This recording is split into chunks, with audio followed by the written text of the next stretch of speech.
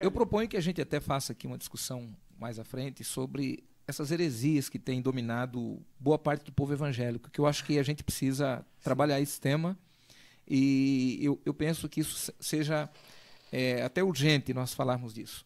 Porém, à luz do que o Silas perguntou, e dentro do assunto ainda, nós fomos colonizados pelos portugueses, e de lá vieram muitas coisas, né? Inclusive a festa junina a festa junina veio de lá. Veio de lá. E essas festas, elas têm todas a ideia de comemorar aniversário de santos. Então o santo está sempre evidenciado ali. A festa junina são 3, né? São 3. Agora, quando a gente pensa nisso, dentro da questão da festa junina especificamente, Sim. ela vem da mitologia persa, não é isso? Vem muito de... Porque assim, quando a gente encontra... Na verdade, assim, a pesquisa que eu fiz, eu retomei, né, até o Portugal, que era muito forte ali, né? A festa junina era chamada joanina apenas, em Portugal, e ela tinha uma grande participação popular dessa festa. E aí, quando os portugueses vêm para o Brasil, eles trazem isso com eles, esse contexto. Quando chega aqui, a ideia dos jesuítas era catequizar os índios. E como na festa junina tem a presença da fogueira, isso atraiu a atenção dos índios, porque os índios têm como um elemento dos deuses o fogo. É muito importante isso para eles.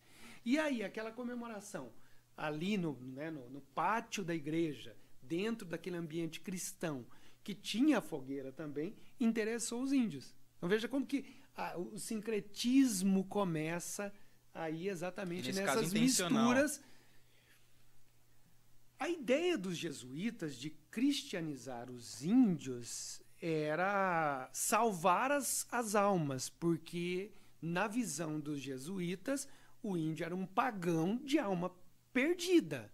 Então, o único jeito de trazer ele à salvação era evangelizando, era catequizando.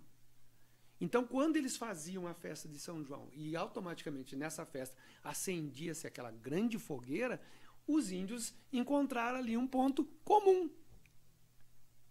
E aí que está o problema. Foi ensinado para eles que uma coisa era diferente de outra? Aqui que está o ponto.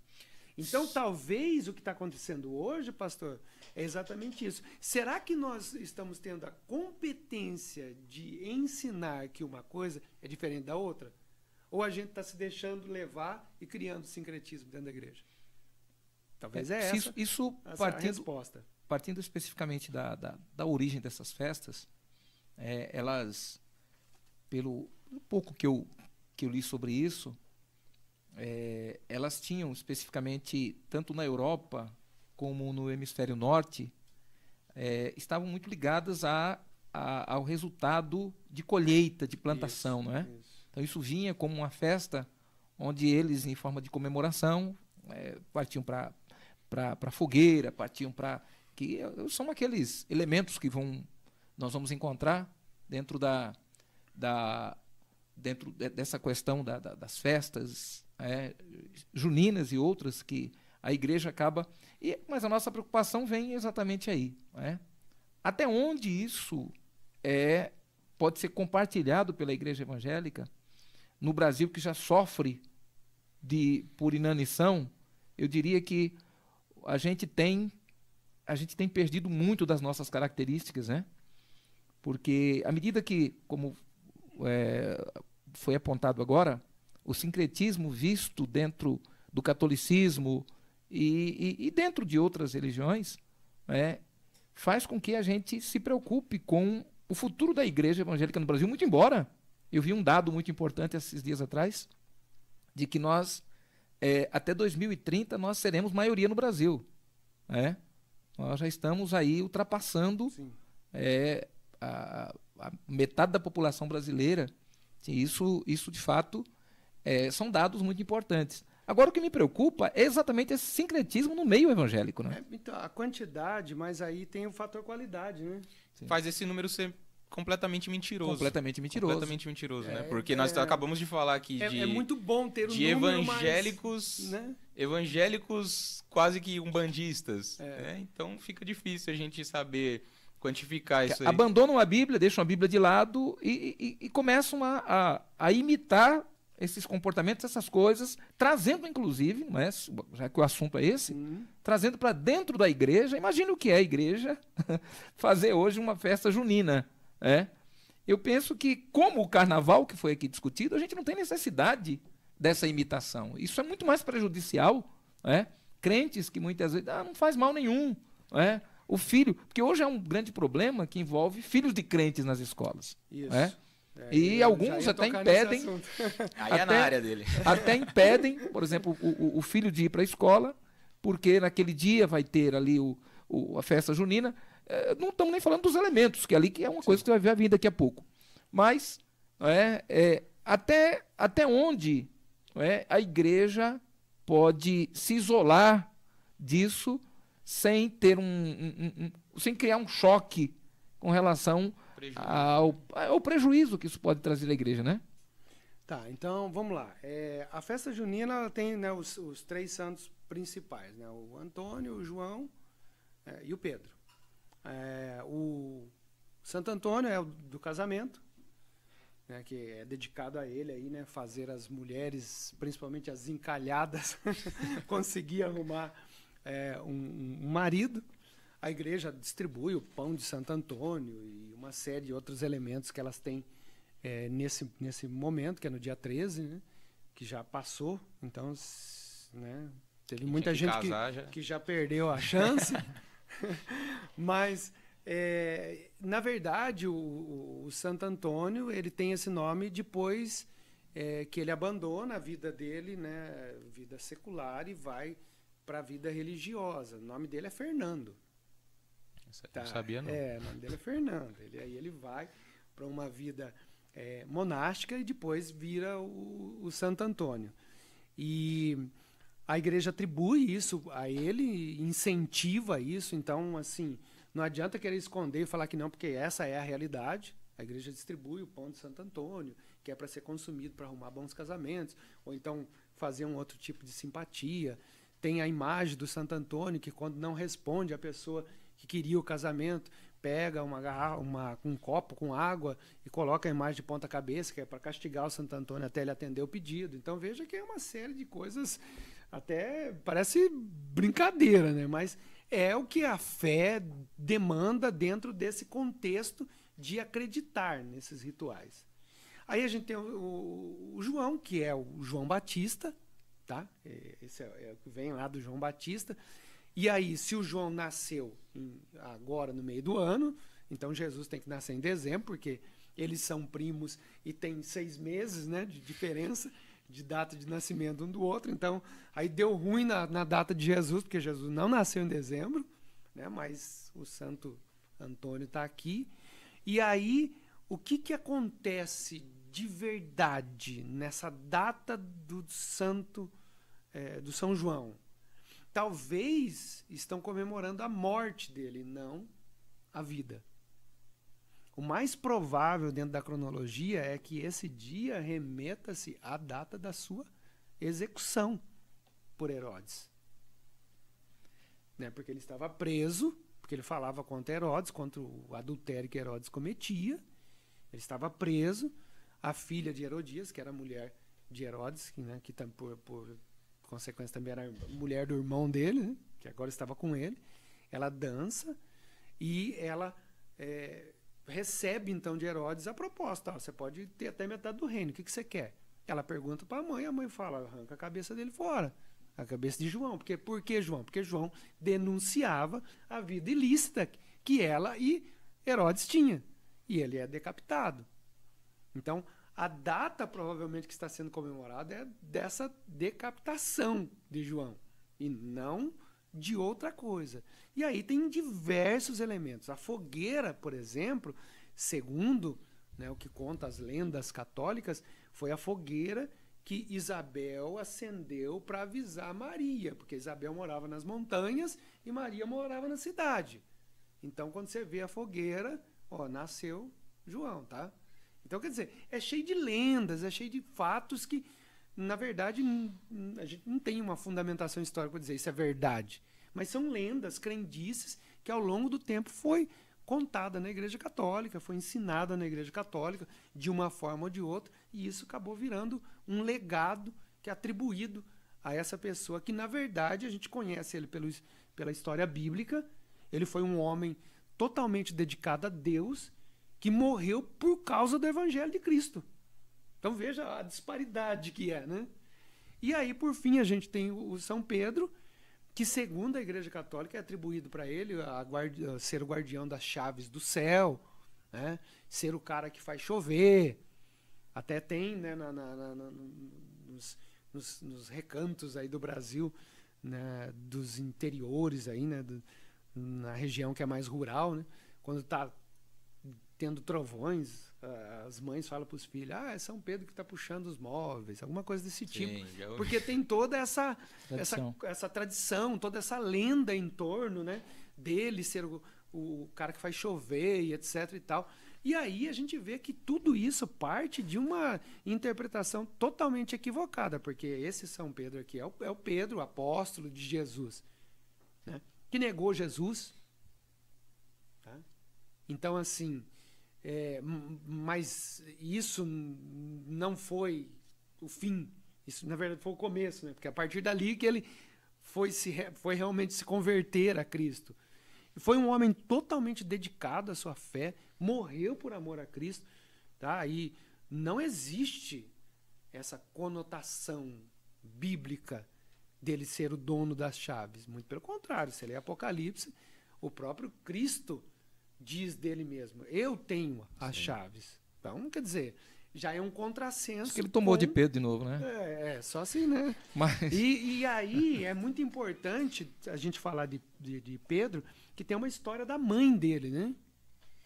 Que em certos momentos passa a ser até mais importante do que o próprio Pedro.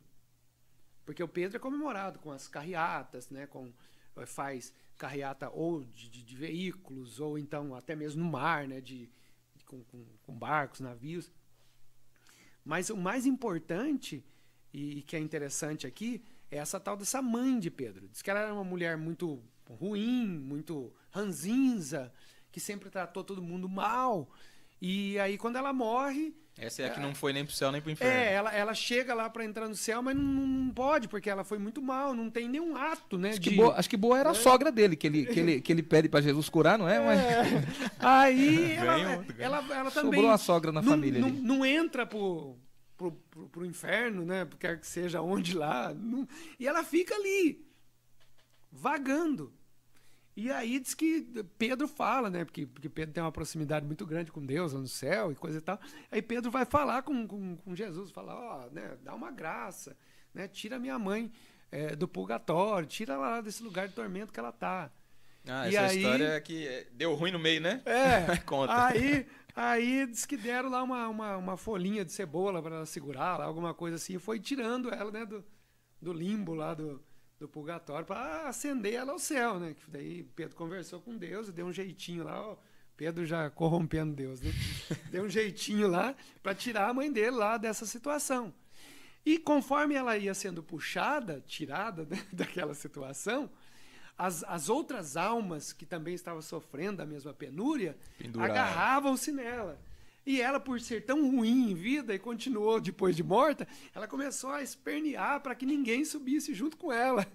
E aí, em determinado momento, essa folha, né, aí de cebolinha, alguma coisa assim, arrebenta, né, porque ela está se movimentando muito. E aí ela fica entre o céu e o inferno, nem vai para o céu e nem vai para o inferno, criando assim uma imaginação de haver um espaço intermediário entre céu e inferno, que aí é frontal à doutrina bíblica, porque a Bíblia deixa certo, ou você vai para o céu, ou você vai para o inferno. Para acreditar numa história dessa, a pessoa precisa ter muita É uma cabeça muito fértil, né? Para criar essa história, não é? Então, criar E depois acreditar. Depois né? acreditar numa história dessa, né? Mas é uma realidade, assim, folclórica, né? Que existe, principalmente nas regiões mais rurais, onde as pessoas são mais simples, e as pessoas acreditam, por incrível que pareça. Você imagina um padre, né, com toda a sua autoridade eclesiástica que ele tem ali, contando essa história. Isso é Né? complicado de se imaginar. Para quem é de fora, não é cristão, talvez ele olhe a Bíblia toda como um folclore. Né? Pode ser. Não consegue entender a diferença de algo que está escrito e preservado há milhares de anos e todas as evidências que isso é papo para outro dia. A gente falar do quanto que a Bíblia é um milagre. Sim. Né?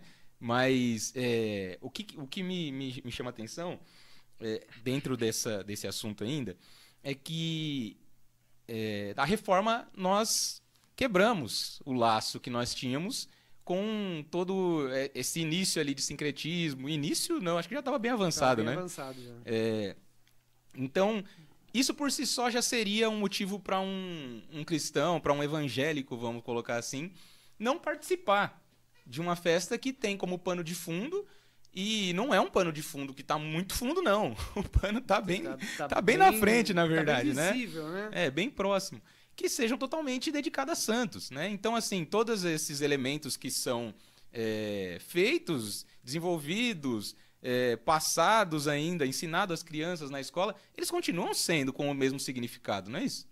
Então, agora sim, vamos lá para uma revelação que talvez, né, as pessoas não se atentem a isso, está no livro, né? Então, vamos lá. Santo Antônio. O que é o Santo Antônio na Igreja Católica? A gente já acabou de falar. É o santo casamenteiro, tal. Ok. Quem que é o Santo Antônio na Umbanda? É um Exu. Bom? E o que são esses Exus? São orixás mensageiros, que vêm da onde? Do candomblé, das religiões afro. Então, vamos pensar aqui como que aconteceu isso. Que não é coisa nova, não foi criada aqui na Umbanda. Não. Vamos pensar como aconteceu isso. O povo, o africano, ele foi tirado lá da África e foi escravizado aqui no Brasil. Quando ele veio para o Brasil, o que foi oferecido para ele? A Igreja Católica. Inclusive, até uma informação interessante. Por que as pessoas falam assim, essa aí é a roupa de missa? Já viu essa expressão? Tá com roupa de missa, né? A pessoa vestiu uma roupa melhor. Então, por que roupa de missa? Porque no domingo, o escravizado tinha a chance de não trabalhar se ele fosse para a missa. Então aí era o dia de pôr roupa de missa. E ele ia para a missa. Então toda a igreja, toda a fazenda começou a construir a sua própria igrejinha, a sua própria paróquia. Por quê? Porque daí o escravizado ia, participava e já estava disposto ao trabalho novamente. Você vai ter que ir lá na cidade, vai ter que levar, vai ter que dar gasto, vai o dia inteiro, a gente vai perder mão de obra. Veja bem como são as coisas. Não é, nossa, tá vendo como esse povo é dedicado à fé? Olha, cada fazenda tem uma igreja. Não. Ali era economia, ali era uma questão logística para economizar, tá? O patrão economizar. Essa que é a realidade. Então, aí ele ia à missa. Quando ele chegava lá na missa, ele encontrava o que na Igreja Católica? Ídolos. Diversos ídolos. E ele começou a associar esses ídolos àquilo que ele acreditava. Então, vamos lá. O Santo Antônio, na Umbanda, que também é o dia 13 de junho, considerado o quê? Duas faces do santo guerreiro. E o Santo Antônio tem essa conotação de ser o guerreiro, o defensor. Então, o orixá é esse santo de duas faces, guerreiro. Ele fazia associação com o mais próximo que tinha. Com o mais próximo. Então, imagina, o escravizado que agora não podia exercer a sua fé, a sua religiosidade nativa, indo para a Igreja Católica e encontrando um elemento parecido com o que ele acreditava. Então, por isso que a mesma imagem do Santo Antônio que está dentro da Igreja Católica está no terreiro de Umbanda e lá ele é Exu. É a mesma. É o sincretismo. Mas vamos continuando aqui, que tem mais. Tá? O que é o São João? é um Xangô na Umbanda, que é do dia 24 de junho. O que são os elementos do Xangô? O fogo, tá? Que representa na fogueira de São João. Era um prato cheio. Veja bem, então assim, como que eles vão para a igreja exatamente para encontrar esses elementos aonde eles poderiam exercer a sua religião nativa, mas ocultada naquele padrão católico. Porque se eles começassem a praticar a religião nativa deles, eles iam ser castigados. Eles iam apanhar. Eles iam sofrer castigo físico. Então eles vão para a igreja e encontram elementos próximos e constroem o sincretismo. Então a mesma imagem do São João, que está dentro da igreja católica, está lá no terreiro de Umbanda. E é o Xangô, do fogo.